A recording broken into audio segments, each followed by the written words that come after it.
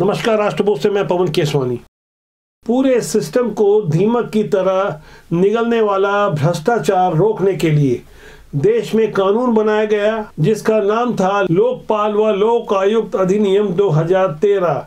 2013 में यूपीए की सरकार थी, यानी सोनिया गांधी के रिमोट से चलने वाली मनमोहन सिंह की सरकार, जिन पर लगातार अन्ना हजारे के आंदोलन का दबाव था।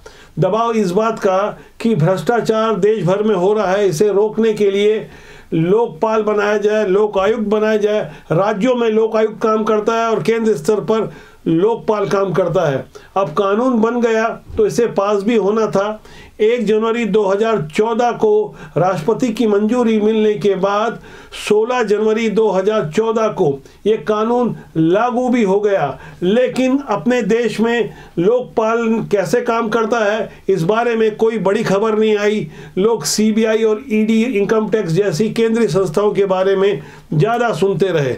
लेकिन अब जिस तरह से एक साथ 29 बड़े अधिकारियों का निलंबन हुआ है, जिसमें 28 सेल यानी स्टील अथॉरिटी ऑफ इंडिया के हैं और एक अधिकारी एनएमडीसी यानी राष्ट्रीय खनिज निगम का अधिकारी है। देश में पहली बार लोक आयुक्त की सिफारिश पर इतनी बड़ी कार्रवाई हुई है, जिसके आने वाले दिनों में बेहद दूरगामी परिणाम होने वाले हैं।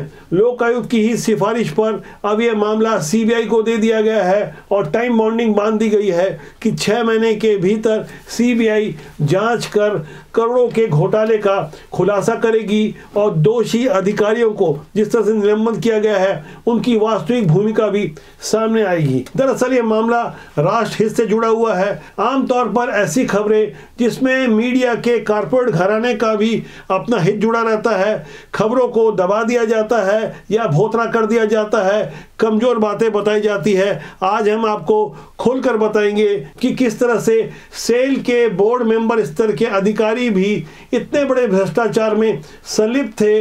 उन्हें डर नहीं था, उन्हें लग रहा था कि पहले की तरह सब कुछ चलता रहेगा और कोई कार्रवाई नहीं होगी। लेकिन मौजूदा दौर की मोदी सरकार ने जिस तरह से 2016 में लोकपाल अधिनियम की धारा 44 में संशोधन किया, जिसमें तय किया गया कि लोक सेवक यानी सरकारी कर्मचारियों की जो संपत्ति है उसे 30 दिन की बजाय सरकार के द्वारा बनाए हुए मापदंडों के अनुसार घोषित करनी होगी, वेबसाइट में अपलोड करनी होगी। दरअसल वो संशोधन तो एक कड़ी थी, कार्रवाई अंदर ही अंदर जिस तरह से चल रही थी, जिस तरह से भ्रष्टाचारियों में भय का वातावरण बनाया गया था, उसका परिणाम अब जाकर दिखने लगा है। इस वक्त पूरा देश प्रभु श्री राम के मंदिर निर्माण की खुशियां मना रहा है। अयोध्या में रामलला विराजमान होने के 3 दिन पहले जो बड़ी कार्रवाई हुई है, उस पर हमें गौर करना चाहिए। उस पर पूरे देश का ध्यान बहुत कम जा रहा है। दरअसल देश के 9 रत्नों में शामिल भारतीय इस्पात प्राधिकरण यानी सेल के डायरेक्टर वाणिज्य वीएस चक्रवर्ती, जिन्हें आप अपनी स्क्रीन में देख रहे हैं,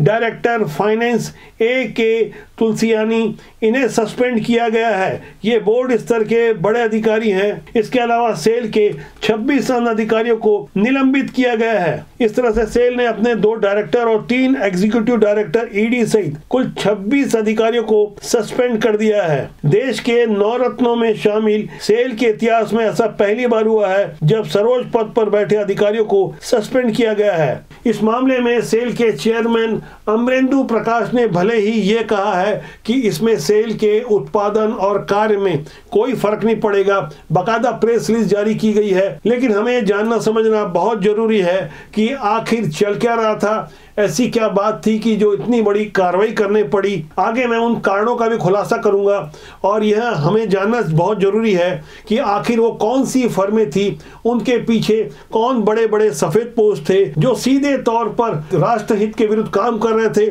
साफ तौर पर हम कह सकते हैं राष्ट्र के विरुद्ध काम करने वाले ऐसे लोग वास्तव में राष्ट्रद्रोही हैं, जिनकी जांच सीबीआई ने शुरू कर दी है।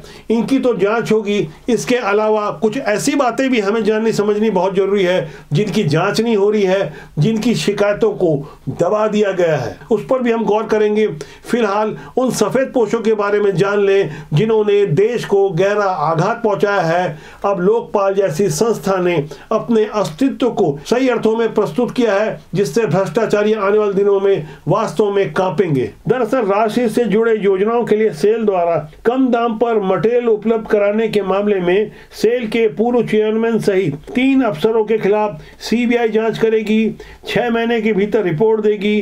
दरअसल मामला पुराना भी नहीं है, हाल का ही मामला है। 2020 से लेकर 2023 के बीच का मामला है। सप्लाई करने वाली फर्मों के नाम है वेंकट इंफ्रा, A1 और हाईटेक, जिन्हें सेल ने अलग अलग समय में TMT स्पेशल ग्रेड के प्लेट आदि सप्लाई की है। जिनकी काली करतूतों की जानकारी लोकपाल से की गई शिकायत के अनुसार सेल ने जिन फर्मों को राष्ट्रीय हित से जुड़ी परियोजनाओं के लिए कम दाम पर अपने उत्पादों को बेचा, उसकी हकीकत यह है कि देश में वैसी परियोजनाओं पर काम ही नहीं चल रहा था। क्योंकि सेल देश के महत्वपूर्ण परियोजनाओं को कम दाम पर अपने उत्पादन बेचता है, उनके लिए उन फर्मों ने फर्जी दस्तावेज सेल के साथ MOU किया। इसके बाद उन फर्मों को जब उत्पाद मिल गया तो उन्होंने ओपन मार्केट में प्रचलित दरों पर उसे बेच दिया, जो कि खरीदी दाम से बहुत अधिक थी। इस मुनाफाखोरी के बाद फर्मों ने करोड़ों रुपए कमा लिए, जिससे सेल और देश को बहुत भारी नुकसान हुआ, जिसमें सेल के चेयरमैन के अलावा 2 प्रबंध निदेशक यानी ED की कार्रवाई को बेहद संदिग्ध माना गया। सब कुछ जान समझकर ये कार्रवाई की गई। देश उन्हें इतना कुछ देता है, बावजूद इसके लालच के लिए उन्होंने अपना ईमान गिरवी रख दिया। दस्तावेजी साक्ष्य हैं, प्रारंभिक रिपोर्ट खाली संदेहों के आधार पर थी, लेकिन लोकपाल ने बाकायदा इसकी जांच की और जो दस्तावेजी साक्ष्य मिले हैं उसी के आधार पर इतनी बड़ी कार्रवाई की गई है। आने वाले दिनों में सीबीआई इसकी जांच करेगी, लेकिन हमें यह जानना समझना जरूरी है, अभी भी सेल की कई कंपनियों में, चाहे वो भिलाई स्टील प्लांट हो, चाहे वो बोकारो हो या राउरकेला हो, हर जगह अभी भी करोड़ों का घपला घोटाला चल रहा है। प्रथम दृष्टया यदि इसे समझा जाए, हमने जो पड़ताल करवाई, अपने स्तर पर जो जानकारी जुटाई, उसके अनुसार यहाँ बड़ी भारी मात्रा में कॉन्ट्रैक्ट लेबर काम करते हैं, जिन्हें ऑनलाइन पेमेंट किया जाना है। बावजूद इसके जो लेबर सप्लायर है वो बड़े अधिकारियों से साठ गांठ कर फर्जी गेट पास बनवाते हैं, फर्जी हस्ताक्षर करते हैं और ऑनलाइन जो पेमेंट होती है उसमें भी हाजिरी की भारी गड़बड़ी करते हैं। हजारों की संख्या में बेरोजगार युवाओं को काम पर लिया जाता है और दबाव बनाकर उन्हें बताया जाता है कि किस तरह से उन्हें कम पेमेंट मिलेगी। यदि वो आवाज उठाते हैं तो उन्हें काम से निकाल दिया जाता है। एक औसत जानकारी के अनुसार एक लेबर की 2 से 3 हजार की महीने की पगार ऐसे ही लेबर माफिया खा जाते हैं। बड़े अधिकारियों की शह पर अभी भी बदस्तूर ये गलत काम चल रहा है। इसकी शिकायत PMO तक की गई, CBI से की गई, अब उसे संज्ञान में लिया गया है। इस बारे में आने वाले दिनों में कुछ और बड़े खुलासे होंगे। और इसके अलावा यह भी जानकारी मिली है कि गुणवत्ता विहीन सामानों की सप्लाई हो रही है। जैसे 2002 में भिलाई स्टील प्लांट में नकली मैग्नीज की सप्लाई की गई थी, जिसमें मैनेजमेंट के कई बड़े अधिकारी और व्यापारी जेल की हवा खा चुके हैं। कई लोगों को सस्पेंड किया गया, कार्रवाई यदा कदा होती रही, लेकिन अब जो कुछ हुआ है इससे पहले कभी नहीं हुआ। भ्रष्टाचार के विरुद्ध इतने बड़े प्रहार का पूरे देश को स्वागत करना चाहिए। राष्ट्रीय हित में मोदी सरकार की इस पहल को हम साधुवाद करते हैं। आने वाले दिनों में कुछ और बड़े खुलासे करेंगे दस्तावेजी साक्ष्य के साथ। राष्ट्रबोध का सूत्र वाक्य है, राष्ट्रहित सर्वोपरि। मेरा आपसे आग्रह कि चैनल को देखें, लाइक करें, शेयर करें और सब्सक्राइब जरूर करें, जिससे आपका और हमारा साथ ज्यादा लंबे समय तक मजबूती से बना रहे। नमस्कार।